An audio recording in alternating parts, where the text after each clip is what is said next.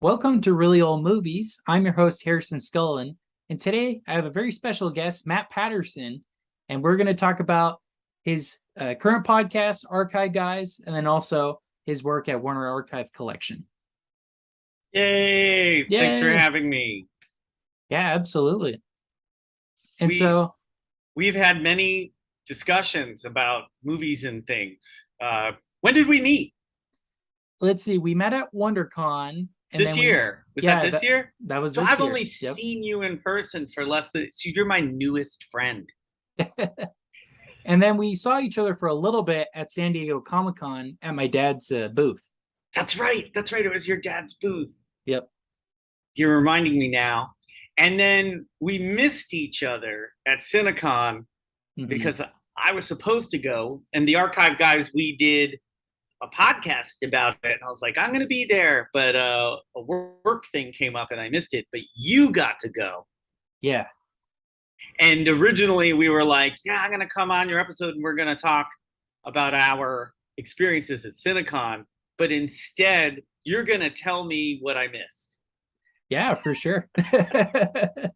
Well, and I only went one day, so I only have about 7 of the 50 or whatever movies they talked about. But That's fair, though. right. That's one day more than me. And two, as you have you been to Cinecon before? Mm-hmm.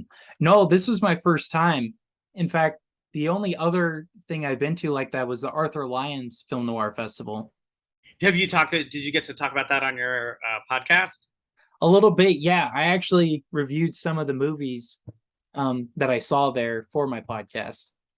And who recommended that you go to that festival?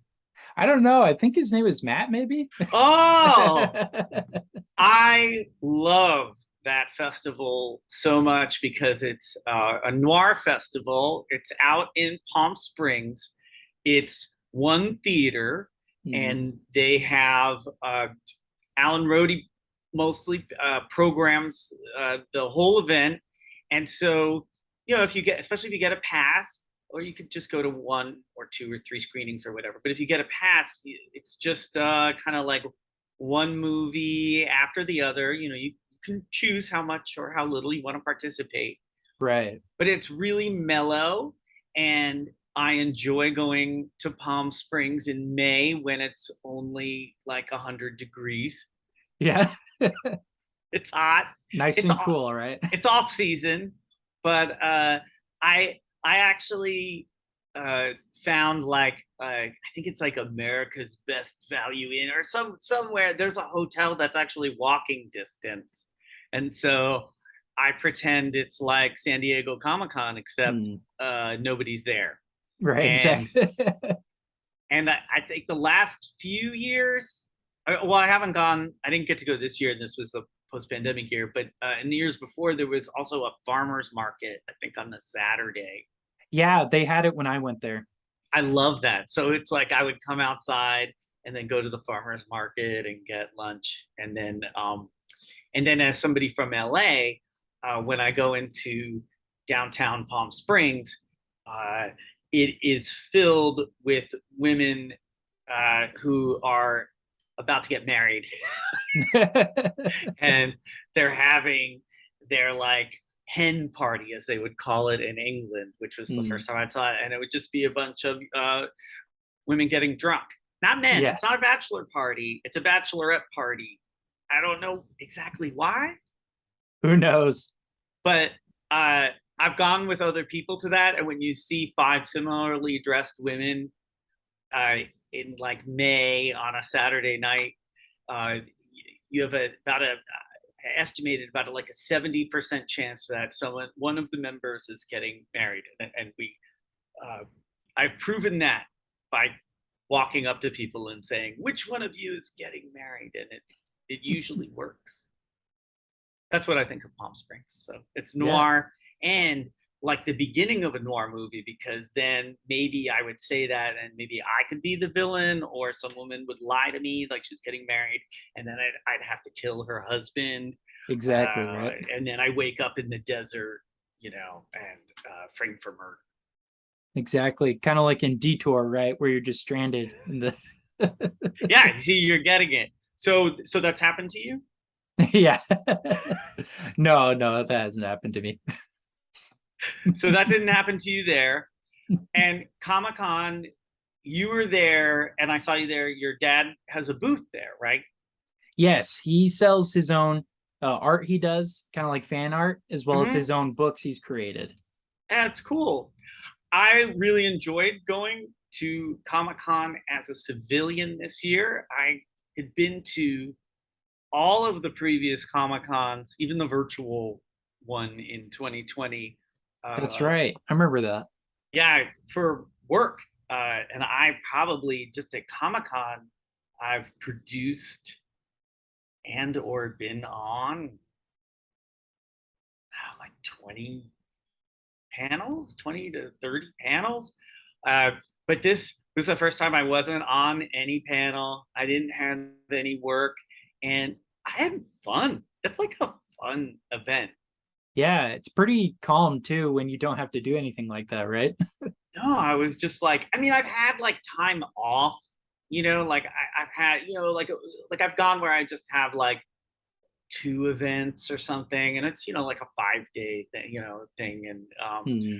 but I kept thinking that I wasn't doing something because Right, of my right. previous experience where I was like, I was all nervous a lot. And then I'm like, no, man, I'm just here. Uh, and it was just fun.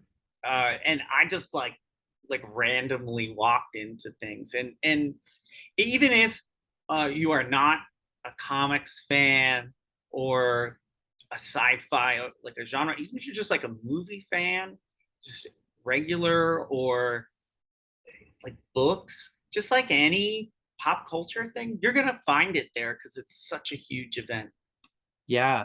Well, and speaking of movies, when I was there, I went to this booth that had tons of Criterions and even Warner Archive discs for like $2 or whatever. So I just rated them, man. Not all of those are legal. Right? There, we used to look at. It's good to see. Hmm. The good thing about piracy is that you can see there's a demand for your product, Right. right? When people are like, "Oh, nobody wants discs anymore," and you see these booths with tons of the things you sell for cheaper and Hmm. illegally, it that's bad, but at least people it shows people are interested. Also, one of the guys who he ran the actual archive. He was one of the archivists. He has a table there that sells movie posters. Hmm. That's incredible. And although you can't see my real background here, this is really one of my shelves. But as you can see, actually that kind of looks real. Uh, but he would sell all these great like weird format like you kind of like the one that you have in the back like Wizard of Oz Yeah. but longer because they were for like door frames and stuff. Those used to be very inexpensive and he'd sell them for $5 each, and I'd find like some of the most obscure films, and I would load up on those and then take them back to the office at Warner Brothers, especially for the ones that we sold. And I'd put people would be like, "What are these posters? Where did they come?" I'm like, "We sell this product." Yep. But but yeah, that's just part of the fun of that. And then so yeah, we went to that. We saw each other at WonderCon, Comic Con, and then you went to Palm Springs. I didn't, and then you went to just last weekend uh, Cinecon, which I think this is was their 58th I want to say it Cinecon was or the 58th. 56th, Yeah. which is incredible, right? That's longer than Comic Con. Like that's one of the earlier kind of fan conventions, and it was first founded by people who had obscure old reels of film, like who were collectors, and they wanted to share them with each other. And now it's like kind of I mean, it's been a slick event, for the last like 10 years, but now it's in a new theater. Hmm. And how did it feel to you? Did it feel like mini TCM, or what was the vibe? Yeah, it kind of reminded me a bit of the Arthur Lyons one in the sense Mm-hmm. of, early at 9 a.m., maybe 20 people. Yeah, yeah, And by the end of the day, the theater was packed. yeah. So, Yes, that's exactly it. yep. And it's got one film after the other, Hmm. and there's like a little rhythm and schedule to it. But Yeah. everybody who goes to those things, again, you were at it this year, but they just all seem very just happy to be there. Hmm. Exactly. I even talked to a guy for like 20 minutes just about old movies. And he was just sitting waiting for the little elevator to bring him up in his wheelchair. Yeah, right.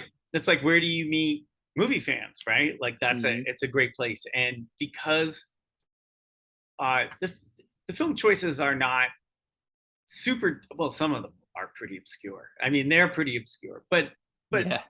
and some are uh you know somebody must have liked them Right, some exactly. point, because you really need to understand them in the cultural context that they're in, and sometimes the rarity is the interesting thing about them, but there's a whole history behind them. But the stuff that I've seen there was stuff I never would have thought about or even known anything about where it existed. And then if you go year after year, you start to be like, you are one of the, I don't know, 500 people who are like, oh, here comes the next Charlie Chase movie, Yeah.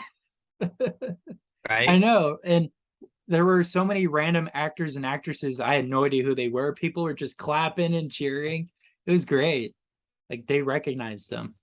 It's the one place where it's like a Comic-Con, right? It's the one Hmm. place where somebody might know some obscure back catalog hero and stuff, and they'll all be like, oh, it's the first Green Lantern when he was a miner and Yeah. had a lantern, or whatever. I don't know if that's actually a real. I don't know enough about superheroes. I think that Might be might be. real. I don't know. Uh, but yeah, that's what's fun. And what's encouraging to me, and I think that when we first started talking, even at WonderCon, because WonderCon was pretty early this year. I think it was March. Was it Yeah, March? it was like last weekend of March. And I had gone to a film festival in Eau Claire, Wisconsin, like about 2 weeks before, which was my first, uh, in-person event since this all began, and it was exciting to me to be back among people in person and enjoying the kinds of pop culture stuff that I enjoy, and also helps widen my knowledge. And I like other people's enthusiasm and finding out what they like, Hmm. not just because I would like to see it, but also I get to learn as somebody who does marketing or whatever, what their approach to that fandom is, and what it means to them, right? It helps engage me to explore further. Exactly. Yeah, and so from your time at Warner Brothers, how has that kind of changed your approach to marketing and to looking at obscure, rare movies? That's a that's very interesting question, and um, it's a good way of phrasing it, because it obviously, something like that does change you. I mean, it was 12 plus years of my life, so Yeah. yes. uh, but when I came into it, it wasn't. The program was new. It was a little by accident, but what worked for me and what I hooked to early was I was somebody who liked going to events. Like I had been going to the Film Noir Festival since they started up in the late 90s.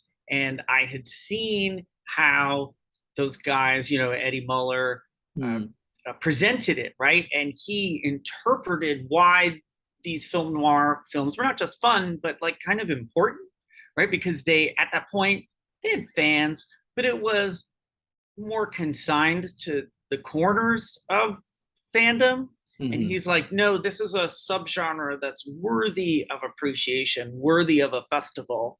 Right. And And I had always gone, I'd watch old movies on TV with movie hosts. I didn't have TCM, but, for like 3 or 4 months, I had AMC and Mm. would watch pre-TCM. There was the guy in front of a fireplace and like Ginger Rogers, right? Like that, Mm. they kind of developed that. Or when I lived outside of Chicago as a kid, he's still on Get TV, Svengoolie, but he was son of Svengoolie then, and he came in at commercials and explained why these like crazy monster movies, like why it was fun to like them. Like he explained, especially to me as a kid, why it was okay to like bad movies, right? Mm. Because they weren't bad, because they were fun.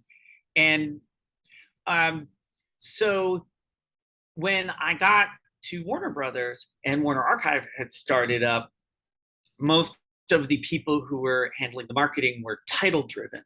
And they were very used to being like, okay, we've got this movie. Here's why you should see this movie. But what I saw, and with the budget that they had, was, well, why don't we become like an Eddie Muller or a horror host Right. or, the American Cinematheque? Like we're the host and we have programming. And so stay tuned, right? And if you don't like this movie, you may like this other movie, but maybe you'll listen to us talk about this other movie, which you don't know. And early on with DVD collecting, not a lot of people did what at the time they called blind buys, right? It was like you usually bought a film you were already a fan of, and that Mm. was why you wanted it on physical media.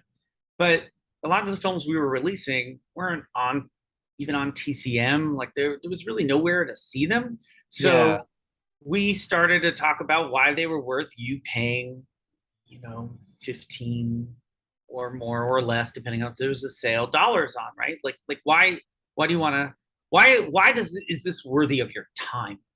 And so that's, I took those elements from people like that, to be like, this is worthy of your time and ultimately money, um, because it's something you haven't explored. And so with that attitude, right? And then now uh, what was it, like 3.5 years after I started to go on the podcast. And so Mm. that I committed myself to watch every movie we released. That's awesome. I came up into Warner Brothers as a temp working on the WB shop, and Warner Archive was at that point exclusively being sold through it, and nobody who was in charge of marketing really understood what it was beyond the titles coming through, and those titles they were not familiar with. Mm-hmm. So as a temp, I was given very free reign to define how we were selling it to consumers, which was great. And there was a guy who kind of became my boss later. He started the day before me, but he was a manager, and he caught on to my enthusiasm for the product. And as a more technical, or he had an engineering background. Mm. He had an MBA and like a degree in engineering from, I think, Stanford. Or no, he got an MBA from Stanford, an engineering degree from University of Delaware. Oh, But okay. he really got into the manufactured on demand system, because at the time, right, for us, and we were in the digital division, but we were dealing with physical objects, right? But Mm. carrying no inventory is the advantage of video on demand, right? Because when you don't have to put something in a store, you don't have to worry about returns, and Right. returns are the one of the things that have always plagued. It goes back to books, actually goes back to magazines and newsstands, was because like if you're a newspaper, you always wanted, or a magazine, you always wanted fresh stuff on the magazine rack. And so they would accept unsold periodicals, and they'd accept them back, and then they would, trash them and put the Mm. new stuff on, and that became part of the expense. And so booksellers started to do that, right? Records And when movies came out, video stores that were selling product could return unsold inventory. But uh, that is a huge hassle. And then what was happening by like 2008, 2009 is that you would start to be competing with surplus inventory, which was marked down. So if your disc was, a new disc was like, whatever, like $15, but a surplus disc wound up, $6, $7, right? Why would somebody buy the full price one? Right. What was left over, or like even by the mid, like 2015s, you'd see surplus inventory in like a 7-Eleven for like wow. $5. Yeah, but you never see Warner Archive ones in there because there just wasn't surplus inventory. So it was a pretty advanced business concept that people understood the theory of manufactured on demand, but in practice nobody, especially at the studio level, really wanted to do it. But because we were not part of the original home entertainment division, it became a growth area. And so when a lot of movie studios, you may have heard or seen in the news that they reorganize a lot. There was a reorganization in 2015 where Warner Archive was taken from digital, and this is when we had a streaming channel too. And the digital division kept the streaming channel, but they moved us as employees to the traditional home video label. So the good part about that is we had more access to their schedule and stuff that we could bring back and print. But as physical sales went down, in traditional retailers like Target, our sales were going up, not as fast to replace them, but it became really now it is the only way that Warner Brothers releases discs at all, because the discs that go into stores are part of this joint venture with Universal. So for collectors, by the way, you'll start to see, and I know that they're coming through, like retail sets where they mix Universal and Warner Brothers movies and TV shows together, because they have the rights to all those. They can pull that and then get that shelf placement. So that's good news for consumers. Yeah, that's crazy. Yeah, it's what happens in the distribution business is very complex. And when we did the Warner Archive podcast, part of that experience was to kind of try to let people who are interested, right? Not everybody needs to know how the sausage is made, but to sort of show that it's not like on social media. And again, we would answer people on social media, which the larger studio rarely did. But we answered it because we wanted people to understand that it wasn't just like you push a button and a movie comes out, right? Like, I mean, nobody really thinks that, but when they just they kind of think that there's like a copy of the movie and it's sitting there, and then we just decide which ones of those copies came out. Like when I was working there, and it's the whole, like what are the existing masters, what's going to be remastered, what technology are you going to do it, what level are you going to restore it, right? Because like when the more traditional retail people would release something like, hey, let's pick something from the background there, Wizard of Oz, which is a perennial seller. Like any new format, there's always a Wizard of Oz release coming out, because number one, people like it, and number two, the technology that they used was well preserved, the 3-strip Technicolor process.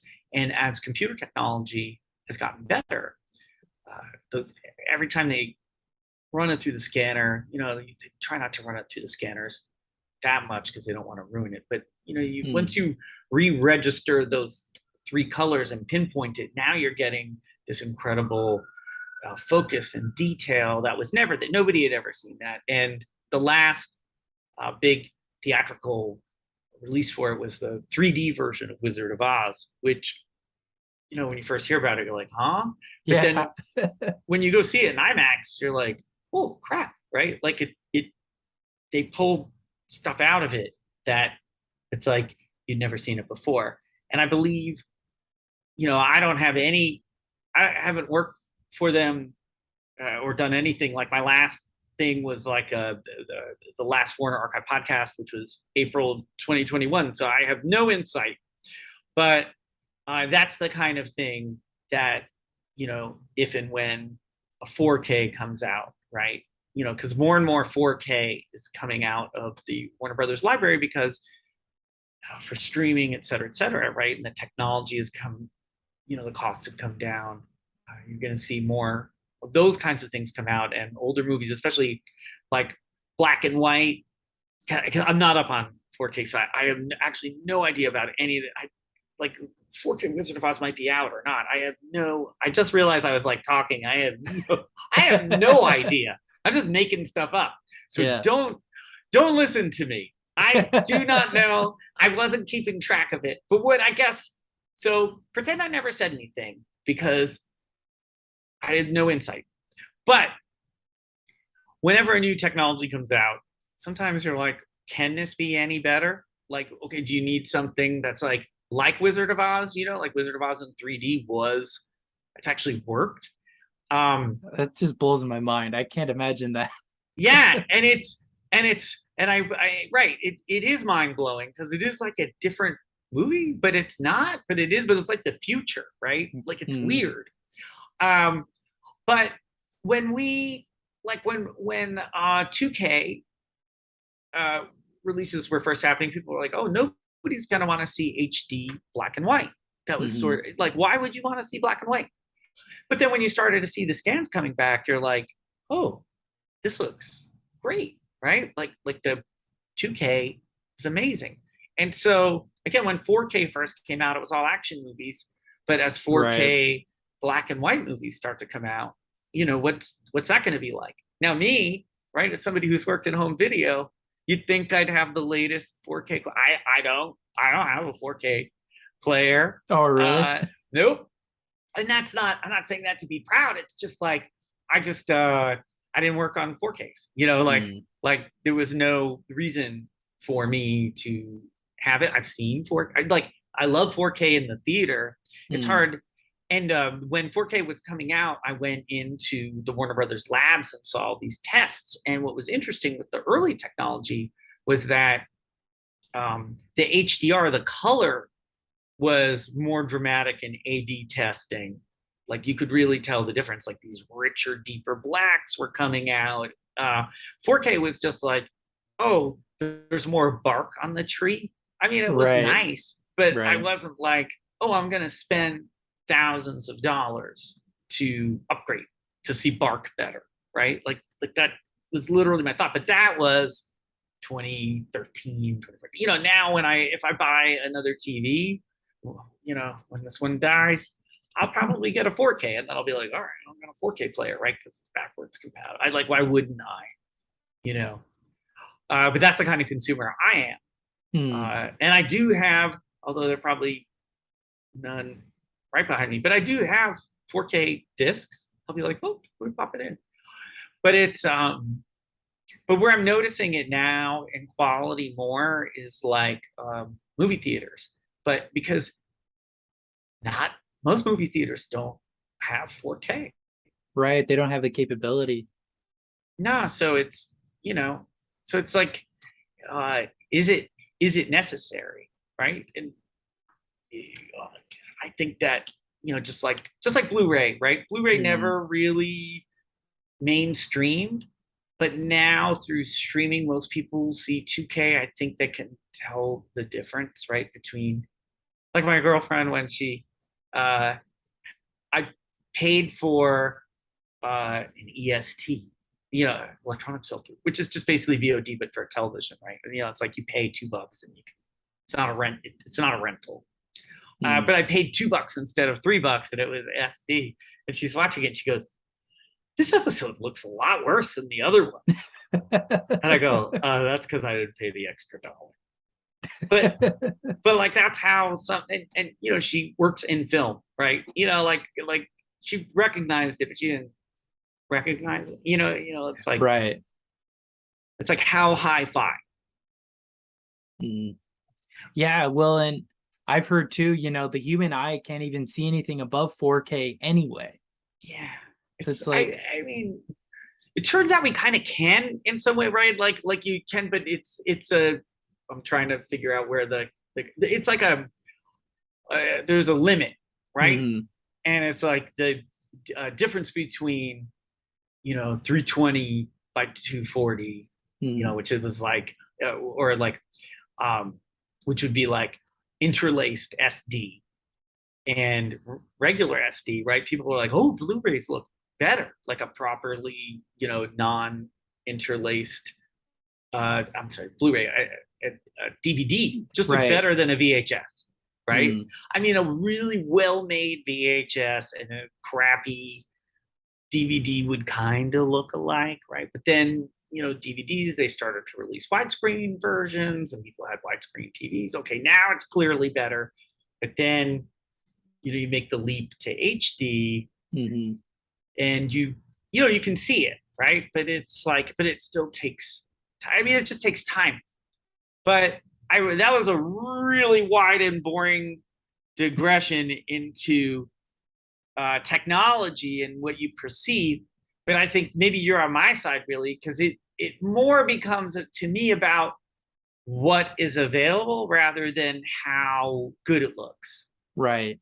I mean, I want it to look the best it can because I can tell. But the difference between not seeing it all and seeing it is bigger to me. Like I'd rather see it crappy than not see it. Yeah. Well, and that kind of reminds me when you guys did the Warner Archive podcast, you talk all the time and say, this is the best master we had. We didn't have the negative or the positive, right? Like you had to use what you had, and some people complain, but you got to do what you got to do, right? Yeah, and technology changes, right? Like one of the interesting things that's happened in the last about 5 years, but it's pretty regularly used now. If the source, like because we talked about this on the Archive Guys episode I just posted. Uh, if the original source is better than SD, like things are recorded on a videotape, right? Like from the like the 80s, on like Hmm. a 1 inch or in the 70s 2 inch tape. That's better than what that has more information than a DVD can handle. It's going to look better on a Blu-ray or in an HD, but also we now have interpolation. Like the software goes in and does a much better job of guessing what information is missing, right? Hmm. Like, and they use it frequently. It's being used very, very frequently. Sometimes probably be better if they went back and sourced it, but it's used on many movie networks that play classic films Hmm. all the time. It's used a lot of places. It's used on streaming services because they streaming services themselves, tell producers or owners of content that they want the content given to them at a specific resolution. And a lot of TV shows, when they go out in the field or they finish them, current ones, right? They're finished at 2K, but then they upres them to 4K to delivery to unnamed services, multiple that require 4K delivery. Most people don't notice, right? Right. The untrained eye won't see it at all. Nah. Yeah. I mean, yeah. Is it future proof? But it's just the reality of production. But that stuff is really in the weeds, and we would get into that in our podcast. And I don't mean to bore everybody on your podcast. I can talk about much more fun things like disc art. Yeah. Well, I like disc art. I'm a graphic designer, so Yeah, that's see, like let me actually. That's actually what I was first hired for at Warner Brothers. I was as a designer, right? The marketing was kind of secondary, but it was because at the WB shop they needed little ad units and thumbnails and emails and all that. And so, and I also write copy. So I started, writing the copy. And then I'm like, oh, let me go. They gave me the passwords to the photo archive. So now I'm going in and I'm oh, pulling that stuff, right? And then once I see it, I'm like, at the time, I was like, why aren't we putting the original poster art on the DVDs? Because the first year or so, we had this very different line look. And probably is one of it my, the square one, right? yep. And Yeah. that's what it looked like when I got there. And I was like, I don't want to actually put these on the marketing material just because they were not, um, I mean, they looked fine when you got them, but they weren't, because they had a line look. They all looked the same, right? So if Mhm. you put them in an email, and then just, there was just like a little photo in there. Right. So I was like, well, why don't I just show the photo, right? Like that's the selling point. And then it's like, well, wouldn't it be easier as a designer, right? If you just put the original poster and you kind of, I mean, sometimes you got to do extra work, but you kind of crop the edges because it's not quite the same uh, ratio as a Mhm. movie poster. And I convinced them, I got some help with that because I didn't really understand how a big company worked. But we convinced them to make that very positive change. And so, since 2010, that's how all the discs were released. And we went back and changed. I think there are still like 50 discs that have the original line art. We went, we had the guy who designs the covers went back and changed them. But that was a huge deal because the original posters are, I mean, not everyone is great, right? Obviously, Mhm. but it gives you a context of how the film was marketed at the time. Right. Well, and so many, like you were mentioning, Wizard of Oz, they change it all the time. So it always fits in different typography. That always drives me crazy. It's different than the movie.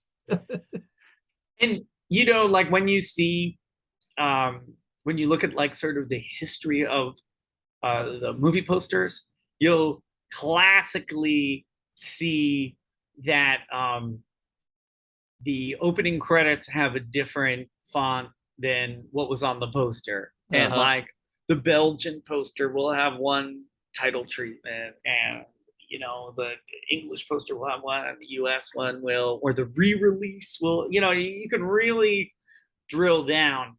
But part of the fun sometimes, especially when there wasn't a great poster, was you'd find a different international poster or a variant or a like a lobby card that just Yeah. looked better. Uh, I did the artwork. Like I prepared the artwork for. I mean, God, my stuff was still appearing to the end of last year, but like out of all the Blu-rays, probably 90% of um, the menus are my art. And sometimes I was like they had some art elements in there where I just called it color forms and I just put the bar in and like this. But a lot of them where I go find lobby cards, right? Because it was horizontal art instead Hmm. of vertical art. Vertical, right. And so let's see how the designers at the time handled a horizontal presentation. And sometimes it was great, and other times, it's like if you do graphic design, I'm like, cut out that face, move it this way, Yeah. right? Some of them were hard, but a lot of them were, easy. It was just like, how do you crop? You know, um, there are certain movies that have such great original poster key art. I call them God's gifts to creative directors because they sell the movies, right? You Right, are right. judging the book by the cover because at least you have a cool cover. Exactly. Yes. I always put Green Slime into that category. That movie is it's a fantastically, it is the best 1968 American, Italian, Japanese co-production written by a co-creator of Batman and directed by the guy who did Battle Royale there ever was. Because there's like three of those, right? Yeah, there's just the one, and it has amazing art. It is such a unique and uniquely bizarre film that it is worth seeing. Like, it's not just Mystery Science 3000 fun. It's a cinema experience that is it is a tour de force of something. I don't know, but it also has this like incredible artwork of like a woman in a bikini in space fighting a one-eyed alien outside a space station. That's without any visuals. It's worth looking at. But that's one such example where I was like, yes, we first did the DVD. I was so excited. I put the art everywhere. And when the Blu-ray came out, I go, I can use this again. Right? I'm like, what a gift. So speaking of those, was there one you particularly really liked? Like any favorite release you ever did? So I was there for 3,500 releases on DVD and Blu-ray. And which children would I rescue from the fire, and which one would I send to death at the hands of Nazis? Is that what you're asking? Yeah. Basically, yeah. Yeah. Green Slime is definitely was a fun release. I didn't have, like there were no mysteries to it or anything. I don't think we even had a commentary on it, but I did a lot of commentaries. I really enjoyed doing those and producing them and putting them together. And some of them we would have people come in studio, and that was a lot of fun for me. I did, I think it's Don't Be Afraid of the Dark. I did the commentary in 2010 and in 2020. So both commentaries are by me. One is way more comedic, the 2010 one. It was more like Mystery Science Theater. And then the 2021 was with Amanda Reyes, and she's a TV movie scholar, and so she really gets into a lot of the details. She's fantastic, and she's done so many commentaries. But she's a real expert. So it's like that's what's fun about the format is when you can get good extras in, it's extra fun. But we put our money more into the mastering since we own the rights. Right.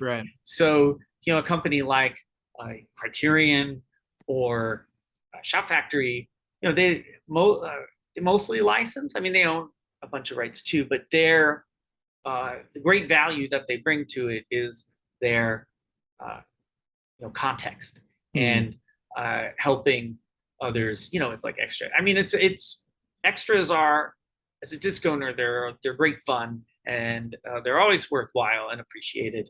I wish we could have had more, but we also probably would have had less releases. Like whenever I did a commentary, I would have been able to do more commentaries, but like when we knew that when it was going and when the commentary was due to put on the disc was like this narrow window, and would have to go not only record the commentary, edit the commentary, I'd have to make a transcript of the commentary, send it off to legal. Legal would make edits because, apparently there are things that did not happen.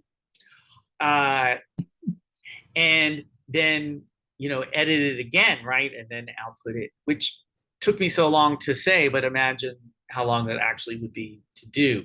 But you get better at it, right? You learn what you can and cannot say. Like this, like we've been recording like 23 hours of this, right? And we're just going to edit this down to 5 minutes because most of what I say is not allowed in the court of law. That makes sense. So Well, are you, I've yeah, I have a question for you. Are sure, you yeah. are you a student of filmmaking? Like what are you studying? hmm Um, so I went to college for graphic design. That's what my associate's degree is in.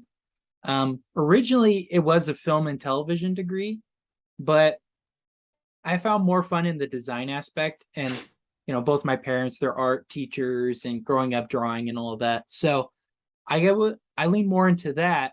But ever since I was a little kid, I've loved movies. I watch them all the time. I mean, behind me here, actually that direction, I got tons of them, and so my formal training has been just talking about it online. I don't have any real training in it at all. No, the reason why I mentioned that is in high school I studied graphic design, like like how some people would take auto shop. Uh-huh. I Uh-huh. I learned like from a guy who owned a print shop and stuff, and I learned how to run the press and do the design, and I loved it, right? I and because I like making my own T-shirts, and I had a Yeah. band, and like that was a way that I could readily communicate. I used it to communicate what I liked, right? And then um, but I got a degree in film studies and filmmaking, which I also liked because I saw that as an extension of communications. But hmm what happened when I moved out to LA, I worked on a lot of film crews, but they did not offer, um, working on low budget horror movies does not offer you things that you may need, like rent, Yeah, it's not consistent, right? yeah, or health insurance. And so I started to get jobs in graphic design, but I work design, like physical things. Like and I authored a book and I designed it, hmm and but at the same time I was doing writing, film writing, and um, filmmaking, right? Like and on the web, and so. But that's how I got my opportunity for Warner Brothers. So it's very interesting because it's similar, because you would see that design is actually just part of visual communications, which is film and filmmaking. So it's not as far apart as one would think. Yeah. Well, and you mentioned high school too. I took a couple film classes in high school, but you know, uh, they were fun and all. I had a great time, but nothing compared to what I've learned from graphic design and from even YouTube in general. I've learned a lot Oh, more from that. yeah. No, that's YouTube is a great resource. And when I was at school, in college, uh, the equipment for filmmaking was not as available as it is today. hmm And I got access to machines, and at college too, I had access to great computers. And although I was not following a graphic design curriculum, uh, I ran like the humor newspaper. Like I was still doing graphic design at school, but I wasn't studying it. So, the two, it's always been like a little bit of a race. Yeah. Uh, but again, it's not. I was just excited when you said that, because it is. Not, it's not as uncommon as you think, but it's pretty rare. hmm Or well, I don't know, but it's, I guess, like professionally, I've weaved sort of back and forth, and you can see why, right? Because once you know about fonts, Yeah. that Yep. qualifies you. Look, somebody made a movie about Helvetica font, I've which seen that. is almost as interesting as Helvetica font. Yes. Is that a good review of that film? Did I just do it? Right. Almost as interesting Almost. as the font. I actually kind of liked it. I'm a little bit of a nerd with No, typography, but I loved it. After seeing that film, by the way, you will see this in Warner Archive releases. There would be people from when I was doing the marketing, when I'd sort of moved over, people from design would come in and start like fighting about fonts. And so, and I would just like roll my eyes. And more than once I'd go, boom, I've decided. everything is going to be Helvetica. Everybody looked at me like this, and I go, name another font that has a documentary. Exactly. And I go, maybe Case Comic closed. Sans, but I would watch the Comic Sans movie. That is actually a good one. Yeah, that or Comic Sans, which Harrison made the documentary to that. Harrison, that's your project. Yes. The Comic Sans movie. I'd see it. Not, and then the pull quote could be not funny. Yeah. Or it's in a different font that says like worst font and movie ever or something like that. Hobo font. Yeah.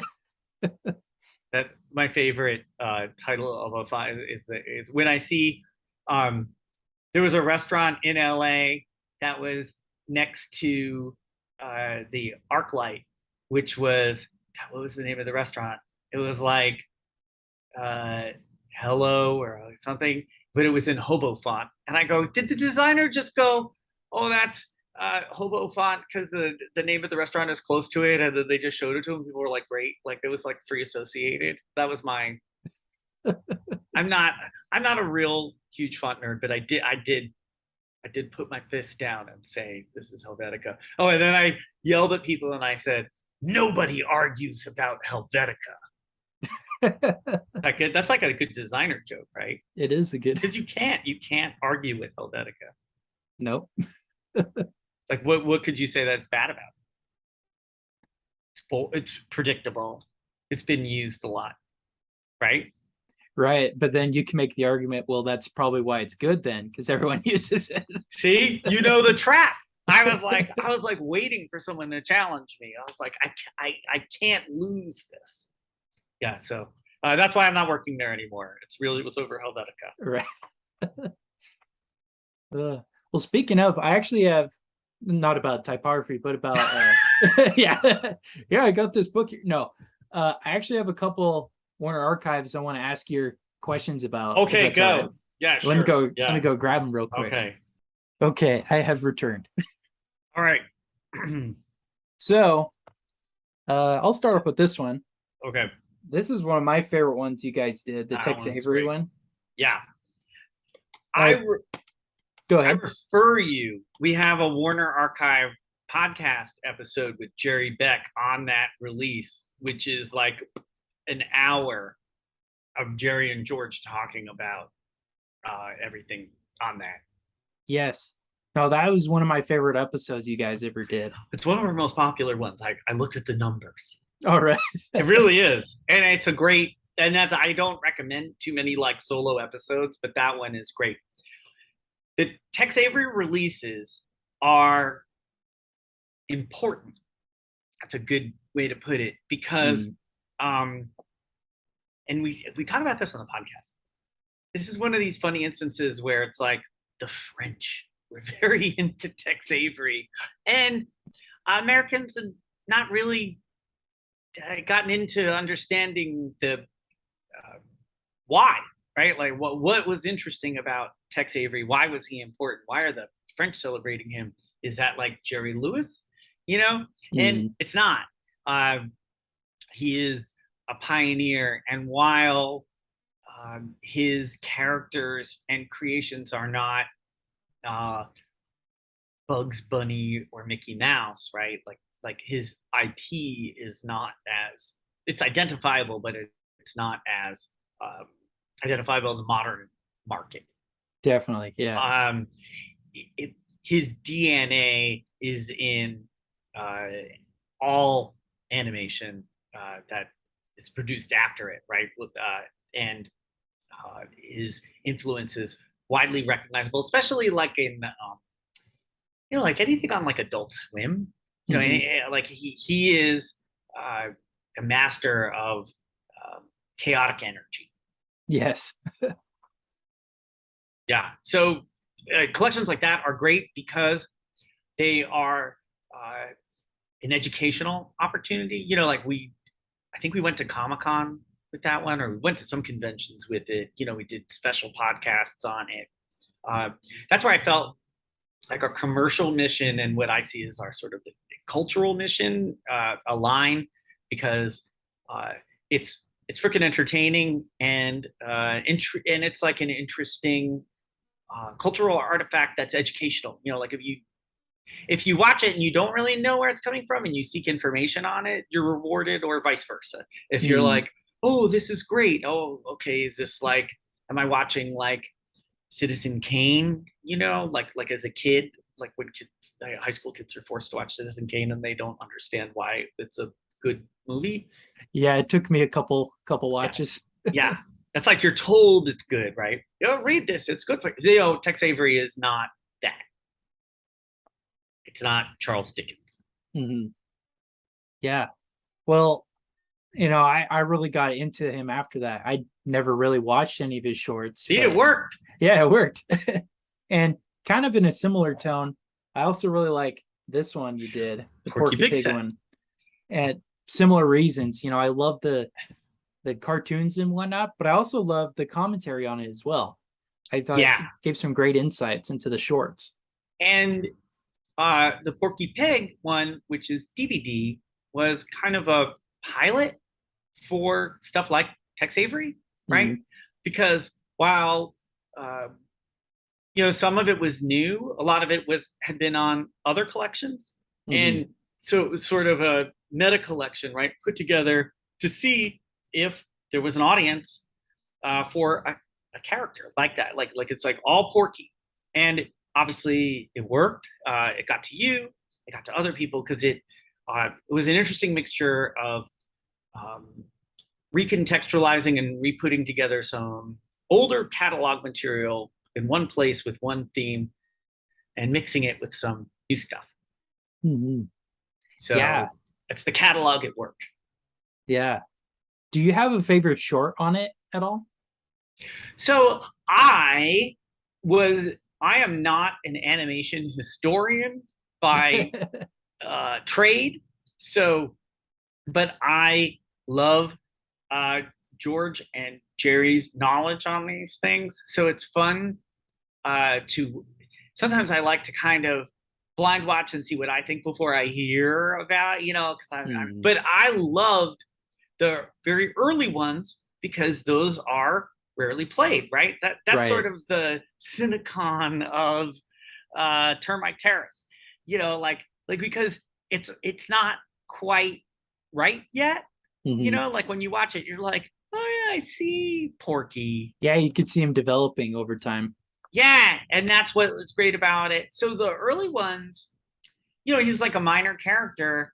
And again, I'm not answering you about a specific episode. I probably talked about it on our podcast, but the first, watching the first 3 to 4 is what I took with me, because that was unique and fun. And yeah, and there was a lot of commentary, and yeah, no, those were great releases. You can taste. Yeah, thank you. These are actually excellent releases, because I don't know what you're gonna pop up, so I'm like, all right, where's the one I don't know? Yeah, this is the last one. All right. I also have a couple more, but we'll just do 3. Okay. There's too many. I know. But this one, jazz singer. And so, yeah, good. That one was not initially ours. I think that is what it was in a book. And when did I think that one came out last year? Let me check. 2019. Oh crap. I don't know if I think I have that one, but we so part of what we did and first did for DVD, which people thought was crazy, and then until it made a lot of money, was brought stuff back in print. And the way we did it at first is we saw, well, what's selling on Amazon, right? For like out of print, and then we're like, oh, the average copy is selling for $100.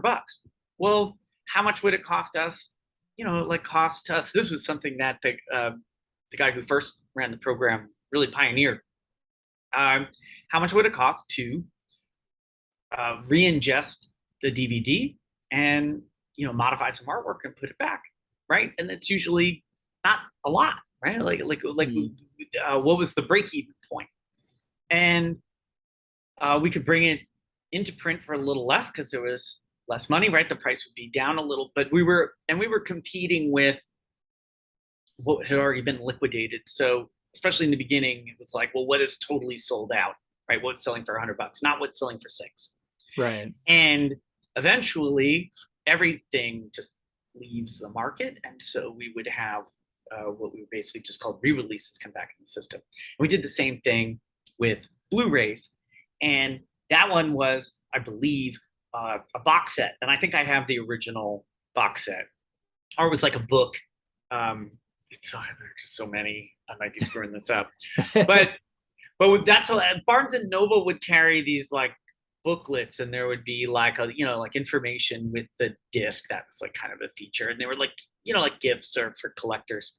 But there weren't as many of those printed, and that was the only way that they came out. So releasing them through Warner Archive allowed that disc to be in circulation. And you didn't have to pay $100 for the earlier version. Right. Yeah, but the Jazz Singer itself, that disc came with lots of features. Yeah. And because the early history of sound is convoluted. That's probably the best way to put it. And you'll see stuff like in Wikipedia, or even people who should know better, that are like, well, the first sound film, The Jazz Singer, ... And I'm the nerd who's like, that is not the first sound feature, right? I mean, the first sound feature that I learned about in film school is The Jazz Singer is the correct answer. But they get into, I believe on that disc, like the history of Vitaphone, and the technology, and how actually one of the Warner Brothers died of like a heart attack from the stress of bringing Vitaphone to market. And the reason why the Warner Brothers lot is in Burbank is because they bought the Vitaphone company, and they had that property on the other side of the hill in Burbank. They went all in on sound when the other studios hadn't, and they developed a system that had a record, and the record was synchronized to the picture. And that was the first successful sound technology. Other technologies, competing technologies, kind of came in and replaced that, but Warner Brothers proved it, and the Jazz Singer was the first hit with it. And Al Jolson was a popular entertainer at the time. How popular he was is kind of lost on a lot of modern audiences. Films of old media understand, but it's hard to quantify his cultural presence. And it went up and then down, right? Yeah, like, severely down. Yeah. And like after World War II, he was considered déclassé and old-fashioned. And so most people who are alive today, older people who are over 80, right? You have to be, if you're like 80 years old, your pop culture knowledge came about when Al Jolson was on his way down. There are very few people alive today who were alive when he was considered cool. Right. Yeah. So it's very interesting, and his legacy is kind of fascinating. In fact, there was an MGM movie about him from like 1951 or 2 that we had on DVD, which it's called The Al Jolson Story. Yeah, I've been wanting to buy that one. What's interesting is, like, biopics of popular cultural figures, it's a mainstay, right? We have them all the time. In fact, TIFF, Toronto right now, I think it was last night, they showed the Weird Al Yankovic biopic, Weird, with Daniel Radcliffe from, Harry Potter, which is an exaggerated tale of his rise to fame. But that's what the Al Jolson story is, right? That's like an early version of that tale. It's but again, it's like harder for a modern audience to like that. Like Al Jolson is obscure. People reckoning with Al Jolson in the early 50s is even more obscure because Right. it's now 70 years after that. So yeah, I was like, those are the great. A lot of times, pop culture and pop culture study becomes like, if you stare too close, it's like staring into the infinity mirror. Yes. No, I And feel that. and where do you stop? But uh, but that's part of like life and like retro. You know, like people make movies about that. Woody Allen's last good movie that I liked was at Midnight in Paris, Mm. where it's like Owen Wilson goes back to what he thinks is the perfect Paris and meets a woman and falls in love with her, but she wants to time travel to what she thinks is the best part of Paris, right? Because like it actually deals with nostalgia very well and context, because it's like, where does it stop? Not on this video shelf. No. Nope. Freaking Groundhog Day here. Never ending, right? That's me catching myself. Stop staring into the mirror, Patterson. Well, speaking of movies, I know recently you guys released a movie. Why don't you tell us a little bit about that? Well, by you guys, that is me. Right, just And you, but yeah, not I am no longer with Warner Brothers, although I talk about them and I still say we, but Warner Brothers parted ways with me during the pandemic in one of their many restructurings. But in my off time since then, I was like, oh, I could go get another job, or, and this sounds like a really good idea, I could produce and co-write a feature film. And yes, that's what I did. I worked with a friend of mine. He had actually started to film and done some initial photography, and I had watched it, and I was like, oh, it would be a great use of my time and money is to finish this.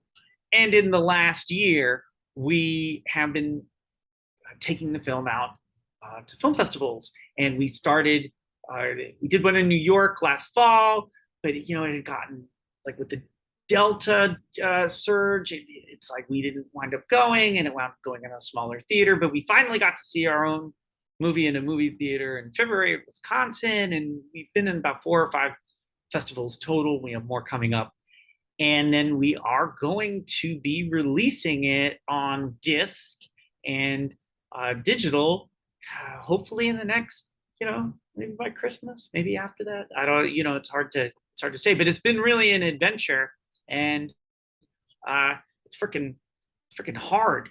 I empathize with filmmakers, and you'll be hearing me talk about that more when it becomes available.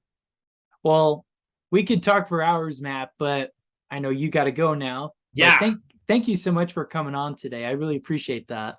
Harrison, anytime that anybody like yourself allows me to monologue unfettered without rolling their eyes, I will be more than happy to continue talking until something forces me away from the microphone.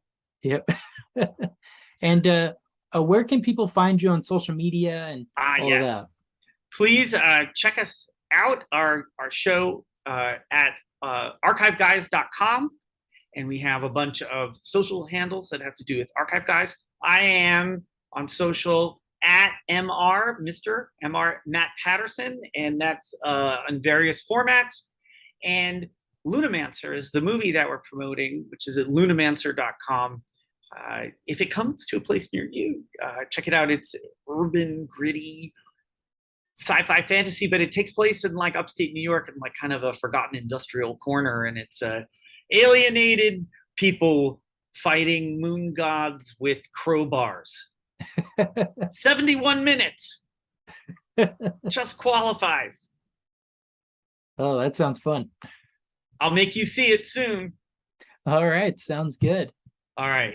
Well, and I put all the links in the description here, guys, so make sure to follow him. And yeah, thanks again. Thank you so much, Harrison, and good luck with the design.